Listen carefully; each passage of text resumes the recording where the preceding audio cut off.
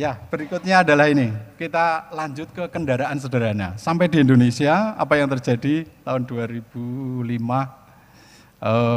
saya kembali mengajar, tapi mau tidak mau saya tetap harus melakukan riset, harus berbuat, memanfaatkan ilmu yang saya miliki untuk lingkungan yang ada di sekitar saya.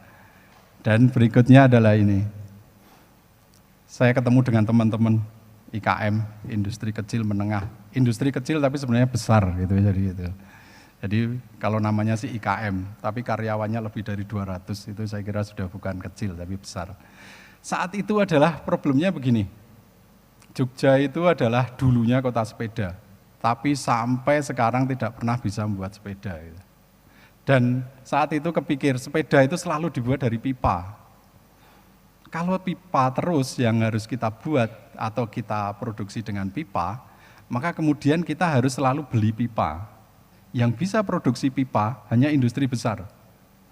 Makanya kalau mau produksi sepeda, rangka sepeda harus tergantung pada industri besar. Maka pikiran kami sederhana, apa enggak mungkin frame sepeda itu kemudian dibuat oleh industri kecil dengan jumlah karyawan 5-10 gitu. Nah kemudian kami berpikir, bagaimana kalau frame itu tidak dibuat dari pipa dan tidak dilas, tidak disambung gitu. Maka terpikirlah kemudian yang ini, kita lihat. Yaitu kita cetak. Karena saya punya anak kecil, pikiran saya akan nyetak sepeda untuk anak saya gitu. Dan inilah yang kemudian pertama kali kita pikirkan dan kita buat. Dan ternyata bisa gitu. Nah kemudian proses berikutnya.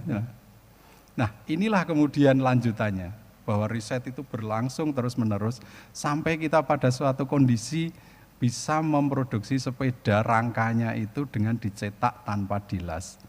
Dan ini diproduksi oleh sebuah industri di Yogyakarta, Simeksi, berkolaborasi dengan UPT Logam Yogyakarta. Dan Simeksi ini saya yang memberi nama sebenarnya saat itu, dan pemiliknya hadir di sini. Boleh berdiri Pak Bambang.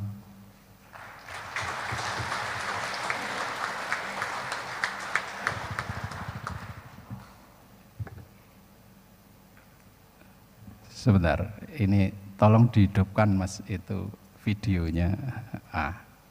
Ini salah satu contoh bahwa frame sepeda ini kita uji dan kita uji di lembaga yang bersertifikasi. Ini salah satu pengujian yang sangat kritis, yaitu tahan fatigue dalam jangka waktu tertentu atau dalam durasi tertentu.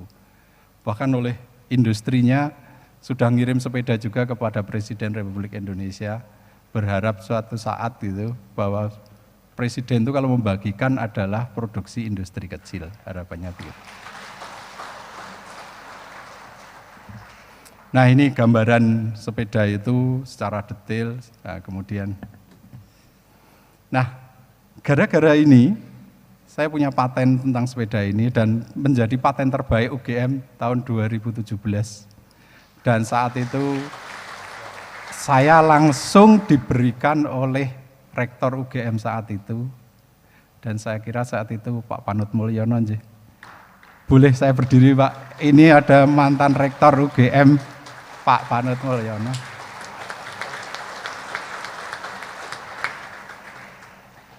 Dan saya bisa pindah ke Tidar atas tanda tangan beliau. Terima kasih Pak Panut.